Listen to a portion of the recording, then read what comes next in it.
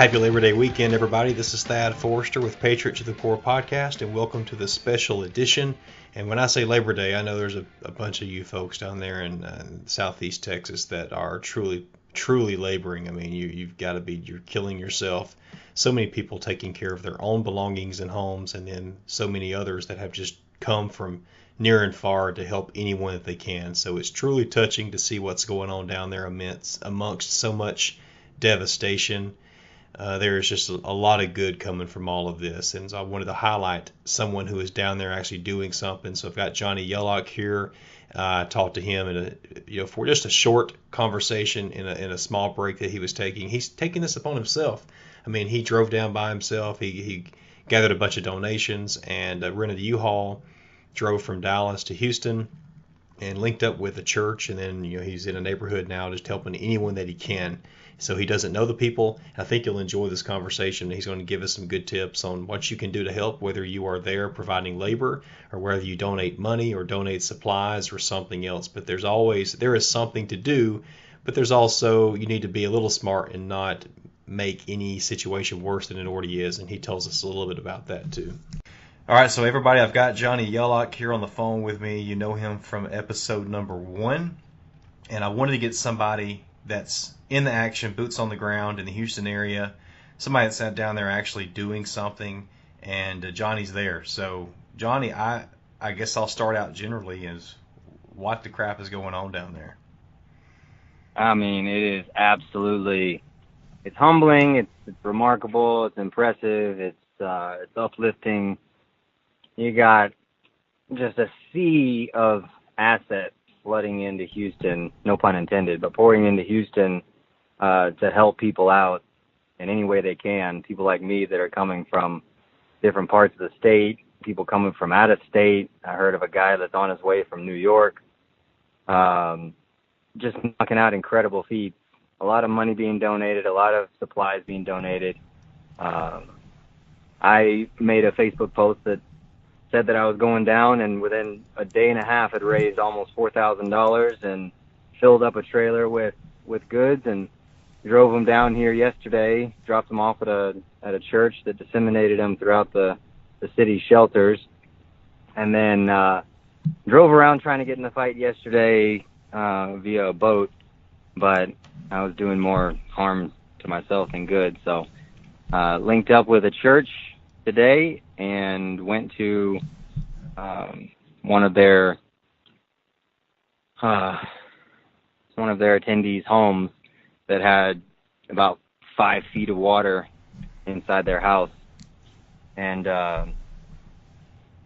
it's just remarkable. I mean, so many people are on the street. It's a cul-de-sac of maybe 20 homes, and the police are here blocking off entrance to the neighborhood because the whole street is just full of a sea of people that are in every single home that are gutting every single house. Where do you think these people are coming from, Johnny? I would say most of them, because I walked around, I've been talking to people. Morale is high. They're all having a good time.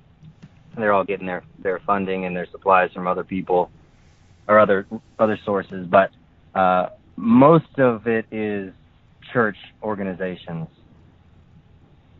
Okay. Well, what you talked about yesterday, you were doing more harm than good. What is the harm that people can do if they just start showing up down there? People are flooding into the area. I keep saying that. I'll stop saying it. But people are coming into the area, and they're looking for the hero role of launching a boat and rescuing people out of the water. And what that caused was a lot of very driven, motivated people all bottlenecking at launch points all over the city to get their boat in the water.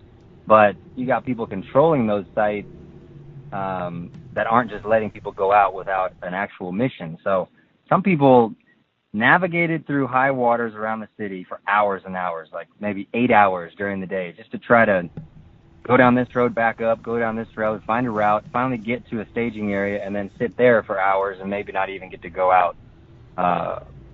And that's what I was doing yesterday. Today, first thing this morning, I got an address of someone that needed help, And when I got here, there were literally 25 people inside this house, and I already explained what the street looked like, and just had no guidance.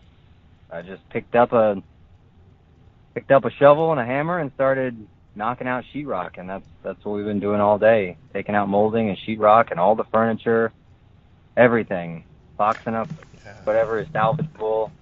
And it's a similar story around the block. You got people that are coming by, dropping off food, bringing drinks. People are socializing with one another. It's just incredible what the human spirit is capable of accomplishing.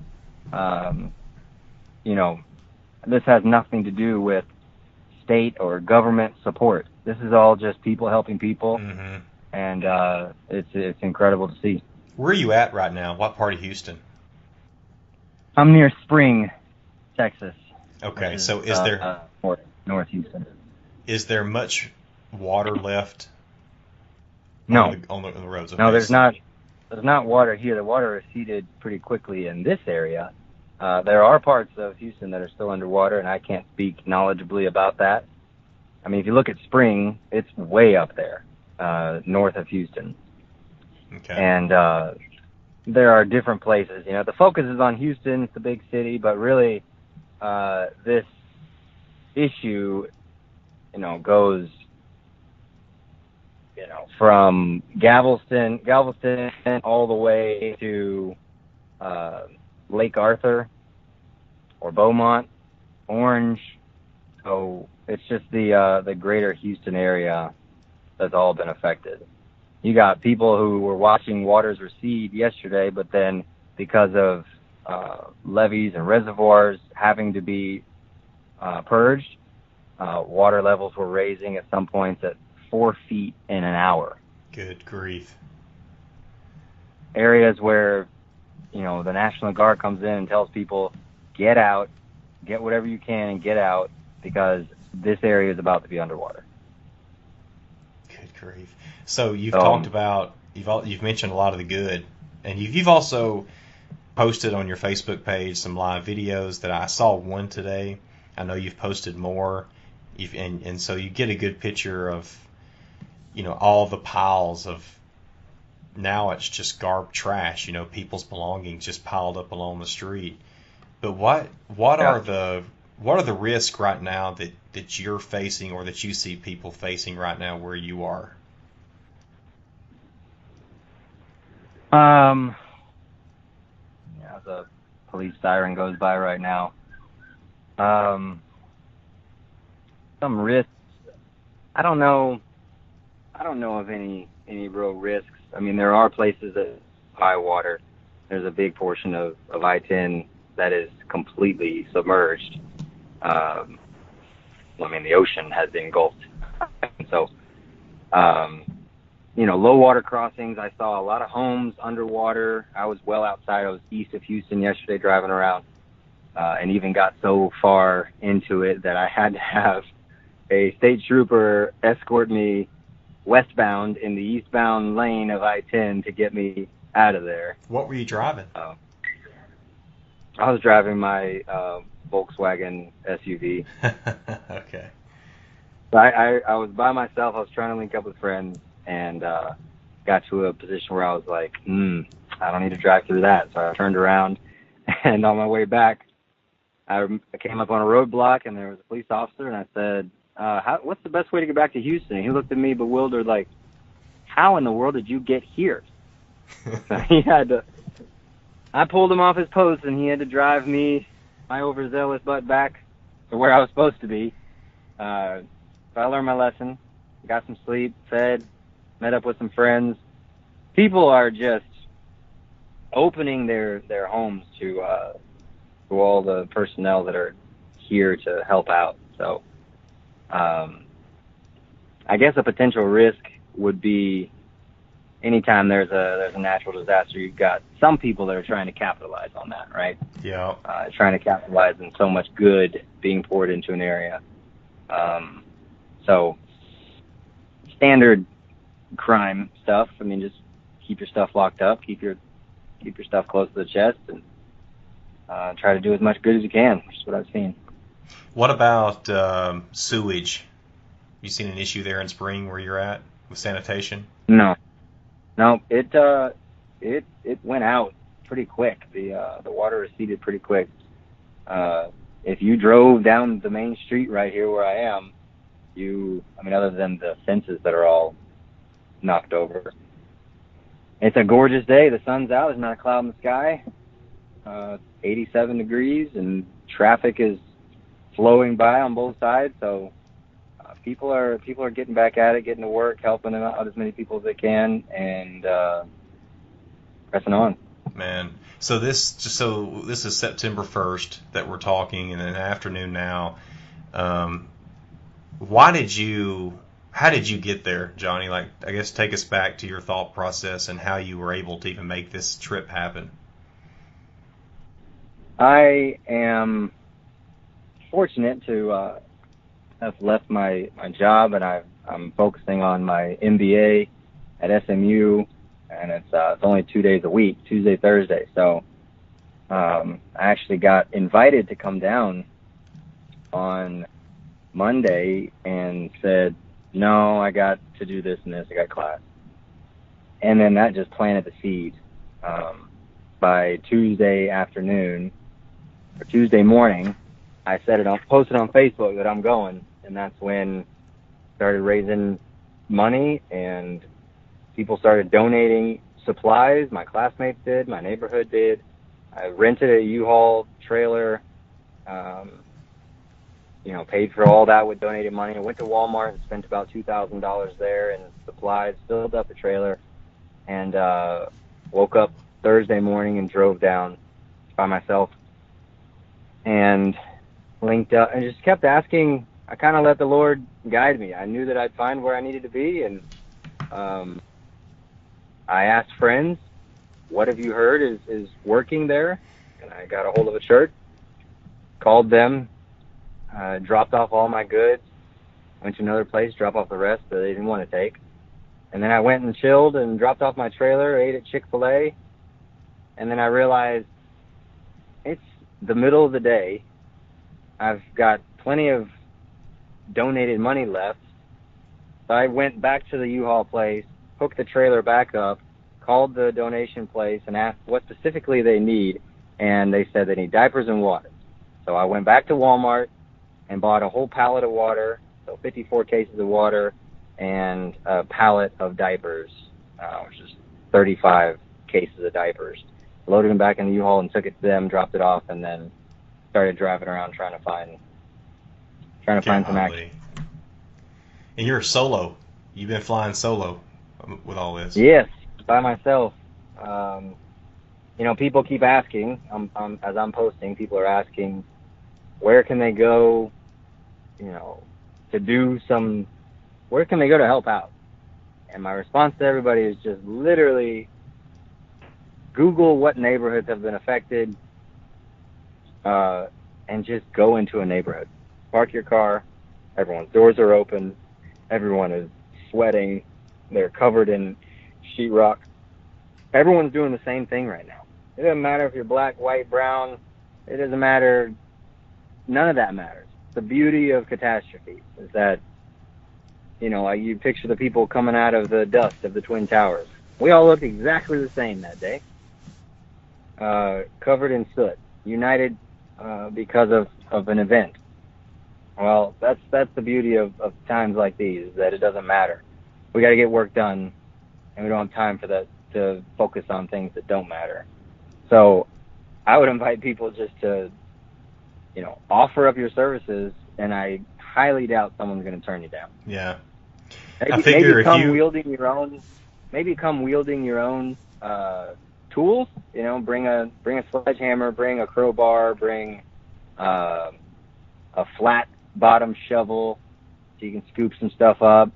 So things to have would be definitely leather work gloves, crowbar, shovel, real tough garbage bags, a mask to wear, boots, definitely. Don't wear tennis shoes, wear boots. And come ready to work. iPro.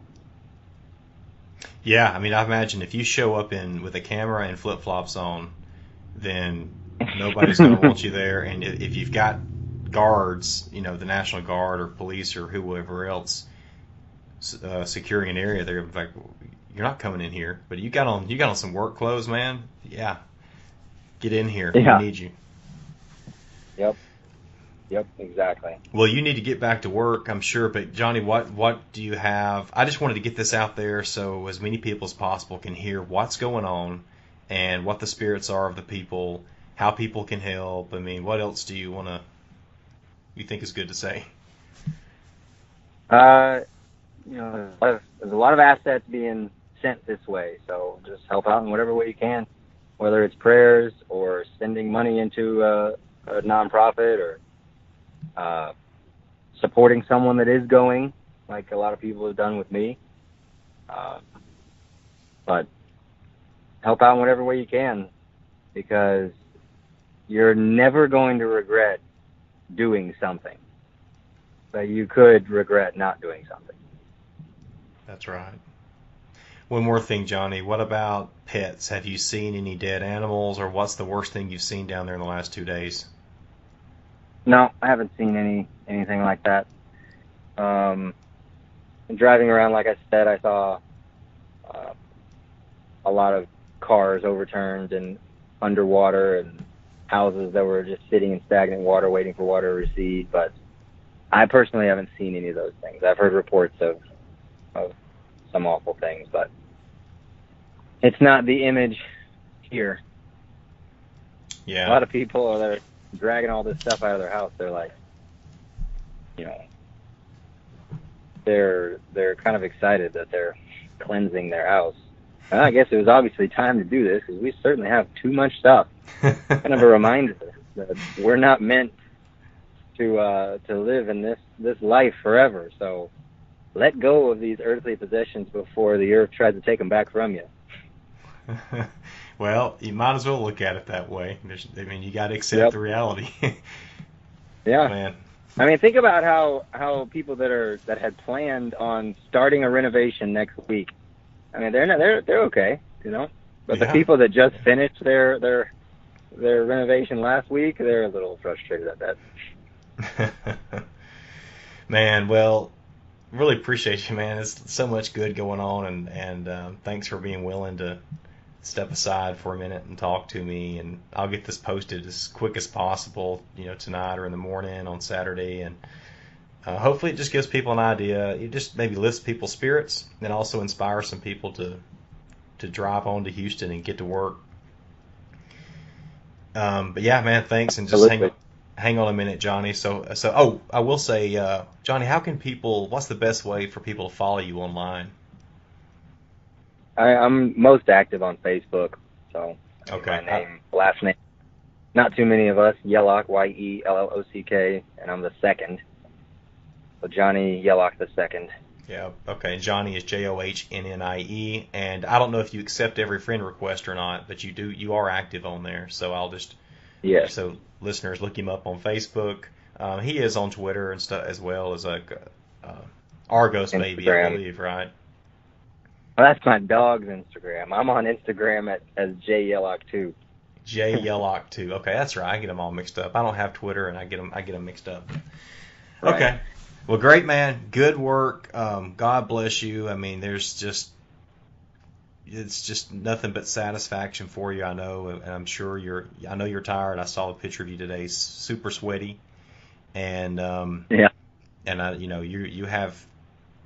you got your legs to take care of yourself, but they hadn't let you down yet.